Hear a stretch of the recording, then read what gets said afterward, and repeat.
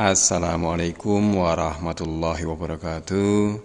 Sobat Fisika Asikku, kali ini kita akan membahas persiapan UNBK, UTBK SBMPTN bagian yang kedua, tentunya dengan Fisika Asikku. Oke, langsung aja kita bahas. Soal nomor 5. Pada gambar di bawah, massa balok A dan B masing-masing 3 kg dan 2 kg. Meja licin dan tidak ada gesekan pada katrol. Jika percepatan gravitasi G sama dengan 10 meter per sekon kuadrat, besar tegangan tali yang menghubungkan balok A dan B adalah di titik. Oke, langsung saja kita selesaikan. Ini soal apa? Ya, soal fisika ya. Materi apa? Tentunya materi gaya dan hukum Newton. Masih ingat rumus gaya? F sama dengan M kali A. Yang ditanya ini apa? Ya, tegangan tali yang menghubungkan balok A dan B. Kalau kita lukiskan tegangan tali di sini, kita tuliskan namanya T. Tegangan tali ini identik dengan F ini tadi. Maka tegangan tali ini juga bisa kita tuliskan T, nilainya sama dengan ya M dikalikan A. Karena tegangan tali ini tadi hanya menarik A, maka yang kita tuliskan M-nya A. M-nya A ada belum? Ya, sudah ada. Percepatannya ada belum? Ya, belum ada. Maka tugas kita yang paling awal yaitu mencari A. A-nya nilainya berapa? Ya, nilainya sama dengan, ingat kalau ini tadi F sama dengan M kali A, maka kalau A sama dengan ya F dibagi M. Kalau ada beberapa gaya, kita tuliskan jumlah atau sigma. Kalau bendanya tidak hanya satu, ini pun kita tuliskan sigma atau jumlahnya. Maka A-nya nilainya sama dengan, kita perhatikan gambarnya dulu. Ingat di sistem ini tadi, geraknya nanti kemana? Tentunya A-nya ke kanan dan B-nya ke bawah. Yang menyebabkan gerak tadi apa? Tentunya gaya berat B atau kita tuliskan apa? Ya, W. Di sini ada yang dengan tidak? Ya, tidak ada ya. Ingat karena mejanya licin. Kalau mejanya kasar, tentunya ada gaya yang menahan, namanya gaya gesek. F-nya ini tinggal kita ganti gaya berat. W ini nilainya berapa? Ya, massanya B dikali gravitasi dibagi jumlah dari massa. Ada berapa benda ini? Ya, ada 2 benda, maka ini kita tuliskan M-nya A ditambah M-nya B. Maka A-nya langsung bisa kita selesaikan, nilainya sama dengan massa benda B berapa? 2 dikali G. G-nya berapa? 10 per MA plus MB. MA-nya berapa? 3 kg ditambah MB-nya berapa? 2 kg.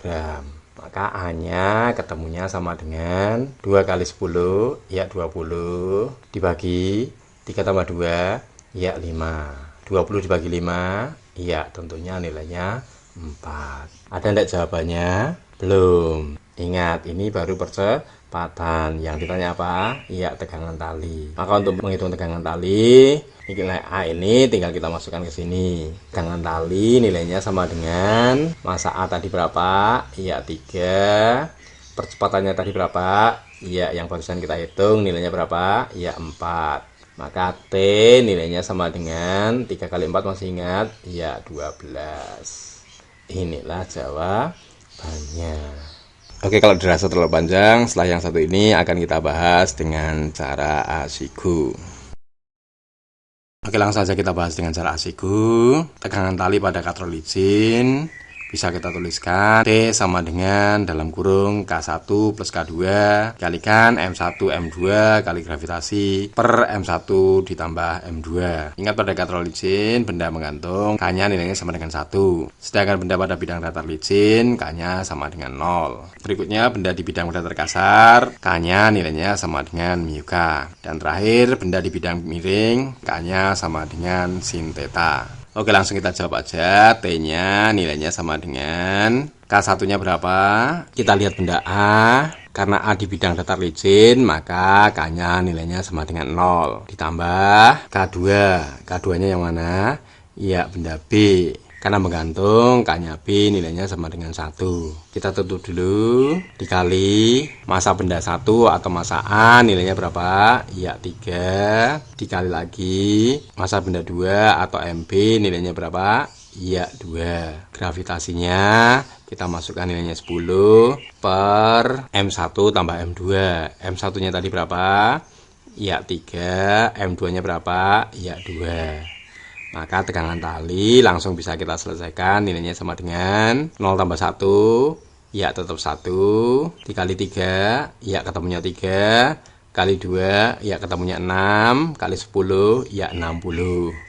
Dibagi 3 tambah 2, ya 5. 60 bagi 5, ya tentunya 12 Newton. Inilah jawabannya. Asik bukan caranya?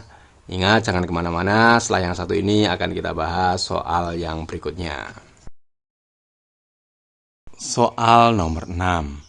Dua planet A dan B mengorbit matahari. Perbandingan antara jarak planet A dan B ke matahari RA banding RB sama dengan 1:4. Apabila periode planet A mengelilingi matahari adalah 88 hari, maka periode planet B adalah titik hari. Oke, langsung saja kita bahas. Masih ingat hubungan periode dan orbit planet? Ya, hubungan antara periode dan orbit planet dijelaskan dalam hukum Kepler ketiga. Hukum Kepler ketiga bunyinya gimana? Kuadrat periode suatu planet sebanding dengan pangkat 3 jarak rata-ratanya dari matahari. Kuadrat periode apa? Kalau kita tuliskan kuadrat periode, kita tuliskan T pangkat 2, nilainya sebanding dengan pangkat 3 dari jarak rata-ratanya. Atau kita tuliskan R pangkat 3. Maka jika ditanya periode planet B, tinggal kita bandingkan periodenya B, kita bandingkan dengan periodenya A. Tapi ingat, periode ini tadi kita kuadratkan,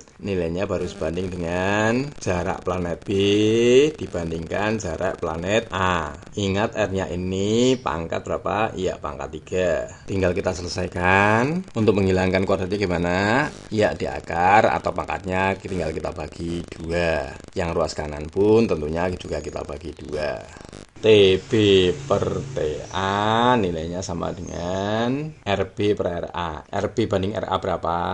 Ingat yang sini tadi, RA banding RB 1:4. Maka kalau RB dibanding RA, tentunya tinggal kita balik 4:1. Di akar, loh kok di akar? Ingat ini tadi pangkatnya per, makanya kita akar dulu. Baru kita pangkatkan 3. Loh kok di sebelah kiri tidak ada pangkatnya? Nggak usah panik dulu. Tadi pangkatnya 2/2 alias 1 atau tidak usah kita tuliskan. Maka TB-nya langsung bisa kita jawab, nilainya sama dengan 4/1 berapa? Ya tetap 4. Kalau di akar berapa? Iya 2. Kalau pangkat 3 berapa? Ya 8. Dikali, TA-nya tinggal kita pindah ruas atau kita kalikan. Nilainya berapa? Ya 88. Maka TB langsung bisa kita selesaikan, nilainya sama dengan, kalau ada angka yang double seperti ini, triknya gimana? Ya tinggal kita kalikan salah satunya aja. 8 kali 8 berapa? Ya 64, tapi kita tulisnya dipisah 6 sama 4. Tengahnya berapa? Tinggal kita jumlahkan. 6 tambah 4 berapa? Ya 10. Maka kita tuliskan ini 0. 1 dengan 6 berapa? Ya 7. Tengahnya berapa tadi? Ya 0. Dan terakhir berapa? Ya 4. Inilah jawabannya. Sik bukan caranya.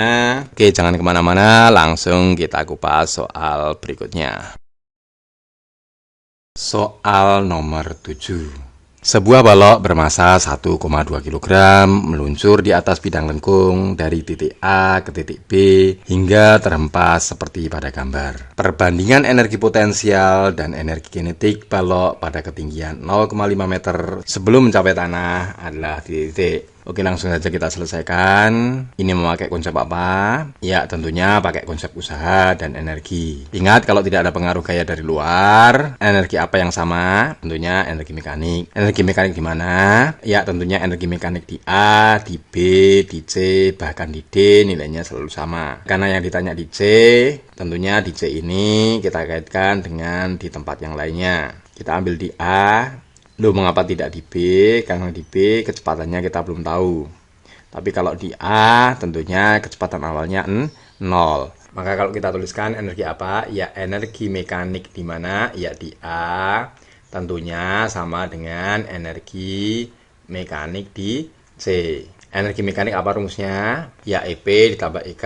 Tapi ingat, kita hanya menuliskan apa? Ya energi potensial di A saja, karena energi kinetiknya bernilai 0. Loh kok bernilai 0? Karena diluncurkan dari A, tidak ada gaya dorongnya, maka kecepatan di A ini nilainya 0. Secara otomatis energi kinetiknya juga 0. Sehingga energi mekanik di A hanya kita tuliskan energi potensialnya saja. Nilainya sama dengan energi mekanik di C.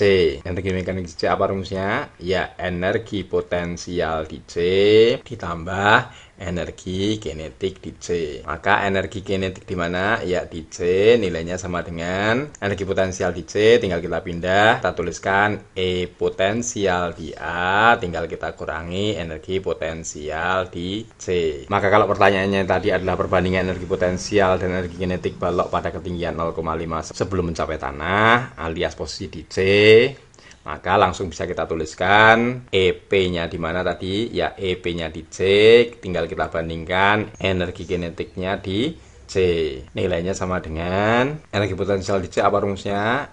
Ya MG hanya C dibagi EKC apa tadi rumusnya? Ya energi potensial di A, atau kita tuliskan MG hanya A dikurangi EPC. EPC apa? Ya energi potensial di C. Rumusnya apa tadi? Ya MG hanya di C. Nilainya sama dengan, tinggal kita coret-coret. Ini ada MG, ini kita singkirkan, ini pun kita lenyapkan, dan ini pun kita hilangkan. Maka langsung bisa kita jawab, HC-nya berapa tadi? Ya 0,5 dibagi HA dikurangi HC. HA-nya berapa? Ya 2 meter dikurangi HC-nya berapa? 0,5. Maka energi potensial di C jika kita bandingkan dengan energi kinetik di C tadi, nilainya sama dengan 0,5. Kita bandingkan dengan 2 min setengah. 2 dikurangi setengah berapa? Ya 1,5. Maka kalau 0,5 dibagi 1,5 berarti nilainya adalah ya tepat sekali ya 1:3. Inilah jawabannya. Oke, kalau pengen lebih asik lagi, tentunya akan kita bahas dengan cara ASIKO.